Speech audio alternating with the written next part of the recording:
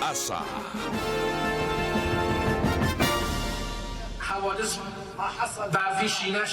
El grupo islamista libanés Hezbollah no descarta una escalada de la guerra entre Israel y su aliado Hamás, al asegurar que todas las opciones están abiertas. El dirigente del movimiento proiraní, Hassan Nasrallah, pronunció el viernes un discurso que era muy esperado para poder determinar si Líbano iba a entrar directamente en el conflicto.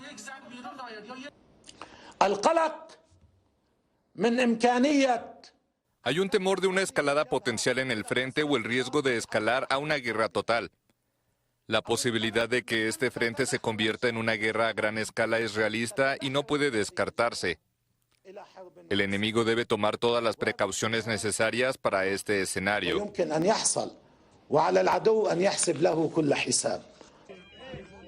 La guerra comenzó tras un ataque sorpresa de Hamás contra Israel el pasado 7 de octubre, que dejó 1.400 muertos según las autoridades israelíes.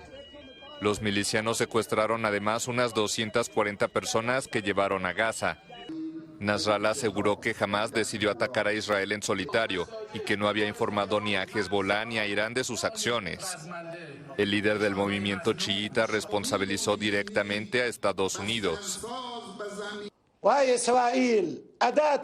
Aquí está Israel, su herramienta, su soldado y su sirviente bajo su resguardo.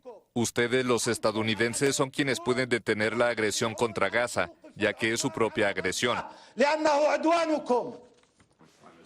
Estas declaraciones coincidieron con la visita del secretario de Estado de Estados Unidos, Antony Blinken, a Israel, donde pidió pausas humanitarias en la franja de Gaza para evacuar civiles y a los rehenes capturados por Hamás. El jefe de la diplomacia estadounidense abogó por la solución de dos estados. Y para este segmento abrimos el programa con el doctor Ricardo Israel, abogado y profesor de Relaciones Internacionales. En ese discurso de Nasrallah y lo que está diciendo Netanyahu, que no hay posibilidad de un cese al fuego si no sueltan a los rehenes, no hay diálogo posible por ahora. No lo hay. ¿Cómo lo ve? Lo más importante de lo que dijo Nasrallah, que se esperaba que hablara y mucho tiempo no lo hacía, fue que no estaba preparando o no estaba el segundo frente. Nunca fue seguro que lo abriera rápidamente. ¿Por qué? Porque ellos tuvieron varios años combatiendo a petición de Irán en Siria. Entonces por eso tienen gente muy entrenada, pero al mismo tiempo que debe estar cansado como organización militar. Pero no se le puede creer, y es la pregunta, ¿se le puede creer, la reformulo, a un grupo de personas que se estaban presentando en el caso de Hamás como los corderitos de que no iba a haber agresión contra Israel, y miren lo que hicieron? Exactamente, por eso en Israel deben estar pensando si le están siendo engañados o no, porque dijo algo que evidentemente no es cierto y que no tenía por qué decirlo, pero habló a favor de sus mandantes. Todo el mundo entiende que él no va a actuar, y Hezbollah tampoco, si no tiene el visto bueno de los ayatolas y de Irán. Y en ese sentido yo creo que la acción de Estados Unidos los ha detenido y los ha parado, porque Estados Unidos ha sido muy transparente en el sentido que no va a aceptar, no ha reaccionado y ha perdido, le han perdido el respeto por estos 26 o 27 ataques que tiene. Pero no es creíble lo que él dijo, que Irán no tenía ninguna información previa. ¿A qué se debe que la izquierda latinoamericana y la izquierda del mundo, y aquí en las universidades de Estados Unidos, estén defendiendo a Hamás, estén defendiendo la construcción o el desarrollo de un califato universal, cuando quienes están asumiendo esa actitud pertenecen a la cultura judeocristiana, que es la de nosotros, occidental? ¿A qué se debe eso? ¿Al odio a Estados Unidos? Eso es particularmente grave, creo yo. Ha pasado algo que en esas universidades de élite se prepara también la clase dirigente de Estados Unidos. Ahí salen los futuros políticos, los futuros ministros de gobierno y también los jefes de las grandes corporaciones internacionales. Y aquí hay un problema que no es solo con el antisemitismo, es un problema de seguridad nacional. Hay una atracción para las juventudes en el mundo de la violencia. Recordemos cómo de las universidades latinoamericanas y cubanas salieron todas las guerrillas latinoamericanas. Recordemos cómo se planteó Europa cuando jóvenes nacidos allá salieron las damas para casarse y ellos para combatir por el Estado Islámico de todas partes de Europa, incluyendo Rusia. Y ahora gente que salió no a protestar contra Netanyahu o a protestar contra Israel, salió a aplaudir a Hamás. No salieron a defender a los palestinos, sino salieron a defender a un movimiento terrorista. Y eso yo creo que es un peligro. ¿Por qué? Porque de esas universidades podrían salir los futuros yihadistas y hay que tomarlo muy en serio. Además, hay un tema muy serio que es el antisemitismo. Ha reaparecido con la cultura progresista, llama mucho la atención y asegura que se va a transmitir de generación a generación. Miren las marchas. Y recordemos que en Londres y en Nueva York hubo más gente que en las capitales árabes. Pero en esas marchas uno veía a viejos de barba islamista con muchachas con el aro en la nariz, muy jóvenes de carácter feminista, y a grupos como LGTB de gays, que ambos grupos que no podrían vivir ni salir a la calle con un régimen como el de Hamás. Ahora bien, este periplo fulminante de Anthony Blinken para asistir a partir de mañana a una cumbre en Jordania con 6 ministros árabes, ¿qué es lo que está viendo y está recibiendo los organismos de inteligencia de Estados Unidos? Y claro, entramos un poco en la especulación, de que definitivamente lo que se dice en el Medio Oriente se cumple. O sea, esas amenazas de tratar de borrar a Israel del mapa son reales. Por parte de Irán no hay duda, desde el año 79 no lo ha ocultado, los misiles y la bomba atómica va dirigida allá. Recordemos que Israel solucionó 2 amenazas de bomba atómica, que fue Irak con Saddam Hussein el año 81, que la bombardeó hasta hacerla desaparecer, y la que estaban haciendo Corea del Norte para los sirios, que también la hizo desaparecer con una acción comando. Pero esto es radicalmente distinto porque seguramente está en lugares donde solo Estados Unidos tiene las bombas para penetrar. Pero aquí hay una situación en la cual a Israel le ha funcionado mejor la parte militar. Recordemos todos los temores que había. Se hizo por esto Hamás, con la asesoría y con el armamento que le entrega Irán, era para atraerlos a una batalla en la que estaban preparados con los túneles. Recordemos que había mucho temor por la experiencia norteamericana en Raqqa y Mosul.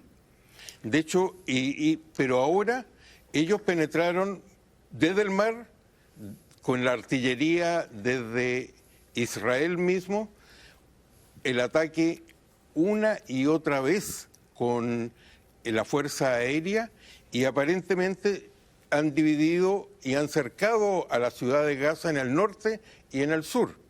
Pero ahora viene la madre de todas las batallas, y la madre de todas las batallas no es otra cosa que avanzar hacia donde está el búnker terrorista, que como se sabe está debajo del hospital.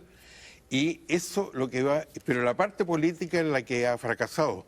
Y yo creo que el gran temor de Estados Unidos es el siguiente, que cuando uno habla de que esto se regionalice, creo que no solo se piensa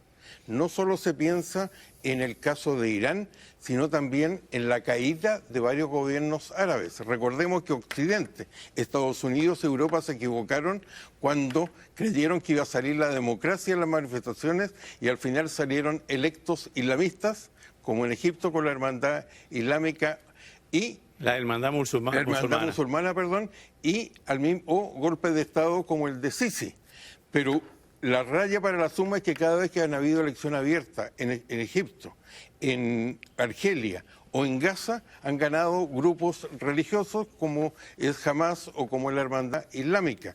Entonces, en ese contexto, los gobiernos favorables a Occidente, como el de Egipto, como el de Jordania, están pasando momentos muy difíciles por lo que ocurre en las calles y en las manifestaciones árabes. Y de hecho, no quieren recibir a los de Gaza, y una de las salidas que ha salido de un grupo de intelectuales que encabeza Hariri Israel, que sea Israel a través de la Naciones Unidas y la Cruz Roja pero en territorio israelí ofrecerle la posibilidad de estar allí mientras Israel desarrolla este ataque que le está dando muy buenos resultados. El secretario de Estado Blinken planteó que ocupe la franja de Gaza los palestinos de Cisjordania, pero eso también es muy difícil porque tanto Hamas como los demás grupos se oponen a Abu Mazen, a Mahmoud Abbas. Sí, y eso ya fracasó. Hay dos cosas que han fracasado. Cuando Israel ha llegado a acuerdo de cese al fuego.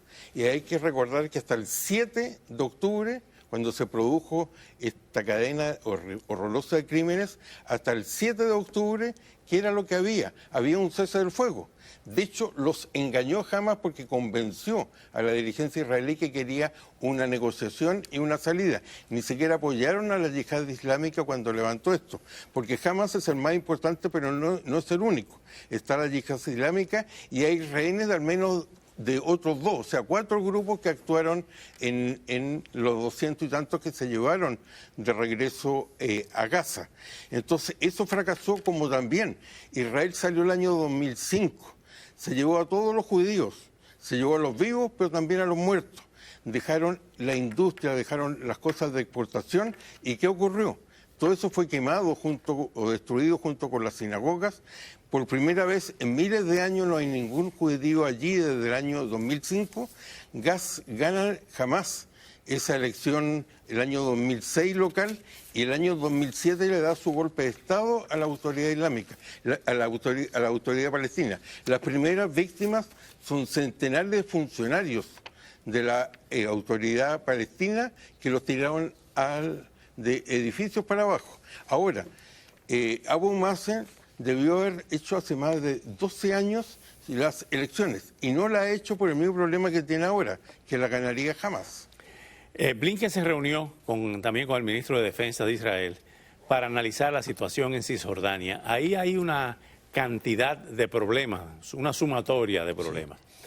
Ya han salido por Egipto unas cientos de personas, en su gran mayoría niños, que se les ha permitido salir como una especie de corredor humanitario. En ese corredor humanitario estaría planteado permitir que entre medicinas, que entre alimentos, que entre agua potable. Ahora bien, no ha dicho nada jamás salvo la puesta en libertad de 4 de los rehenes. Sí. Quedan 230 aproximadamente, 228, 29, y no responden nada a la propuesta de Netanyahu de que suelten a los rehenes y sí, entonces ellos cesan los bombardeos. Y la pregunta concreta, ¿eso es un cambio en la política, en las afirmaciones iniciales de Netanyahu, que dijo guerra total? Sí, lo que pasa es que ellos se han ido adaptando. Recuerda que entre las razones por las cuales se demoraron en atacar no fue solo la petición de Estados Unidos, sino que tenían que preparar, ahora lo entendemos, al ejército para esta nueva táctica, no avanzar, sino ir paso a paso, metódica y lentamente.